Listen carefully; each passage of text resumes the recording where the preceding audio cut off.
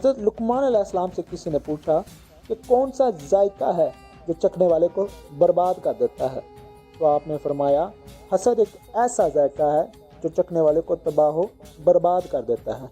پھر پوچھا گیا وہ کون سی عمارت ہے جو منہدم نہیں ہو سکتی؟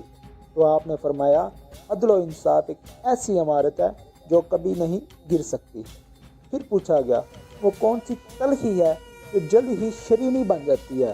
تو آپ نے فرمایا صبر ایک ایسی تلخی ہے جو بہت جلد ہی مٹھاس میں تبدیل ہو جاتی ہے۔ پھر پوچھا گیا وہ کون سی مٹھاس ہے جو جلدی تلخی بن جاتی ہے؟ تو آپ نے فرمایا جلد بازی ایک ایسی مٹھاس ہے جو بہت جلد تلخی بن جاتی ہے۔ پھر پوچھا گیا وہ کون سا لباس ہے جو نہ خراب ہوتا ہے نہ بسیدہ؟ تو آپ نے فرمایا حسن ثنا ایک ایسا لباس ہے جو کبھی خراب نہیں ہوتا۔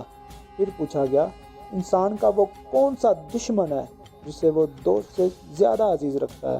تو آپ نے فرمایا نفس انسان کا ایک ایسا دشمن ہے جسے وہ اپنے دوست سے بھی زیادہ عزیز رکھتا ہے۔ پھر پوچھا وہ کون سی بیماری ہے جس کے علاج سے لوگ عاجز ہیں؟